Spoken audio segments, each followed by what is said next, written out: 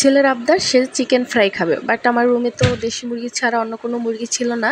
তো আজকে হাজব্যান্ডকে বলার পরে সে রাত 9টার দিকে দেখি একটা পাকিস্তানি মুরগি নিয়ে আসছে। তো ওইটাকে কেটে বেছে ধুয়ে নিয়েছি।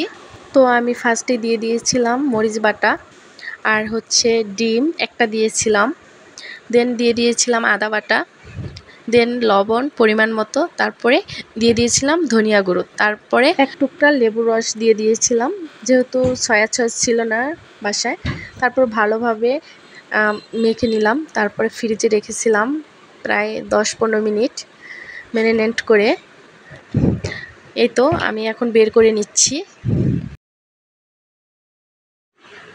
এদিকে আমি এটা নামানোর পরে তেলটা তো বসিয়ে দিয়েছি, ওইটা গরম হতে হতে এখানে আরেকটু কাজ বাকি আছে।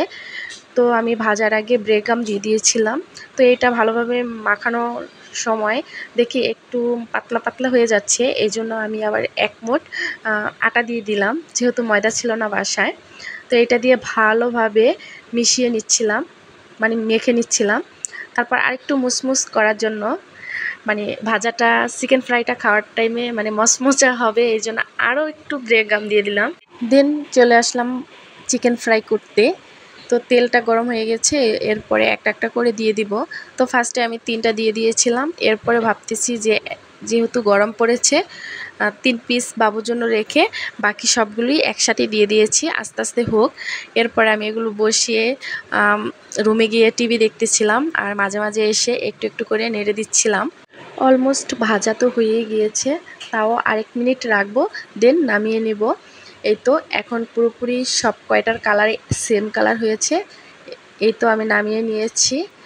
তো আমার বাবুকে বলছিলাম যে সসটা রেডি করে রাখো, আমি নিয়ে আসতেছি। তো আমার ছেলে অলরেডি বসে পড়েছে। আর দেখুন আসলেই অনেক লোভনীয়, আবার খেতেও অনেক টেস্টি হয়েছিল। নিজে বানিয়েছি তাই বলে না। এদিকে তো আমার ছেলের অনেক এক্সাইটিং ছিল যে অনেকটাই খাবে, বাট আমার ছেলেটা এই 1 পিস খাওয়ার পরে আর একটাও মুখে দেয়নি, ট্রাস্ট মি।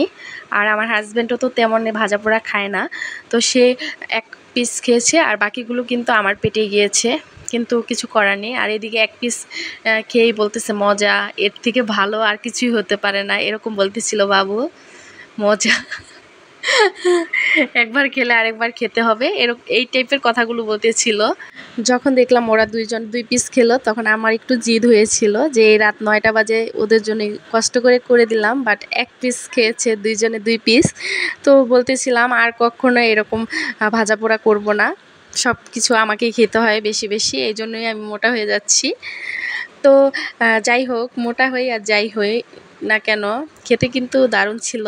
আজ এই পর্যন্তই, নেক্সট কোনো ব্লগ ভিডিওতে দেখা হবে, সেই পর্যন্ত সবাই ভালো থাকবেন। Thanks for watching, tata, bye bye.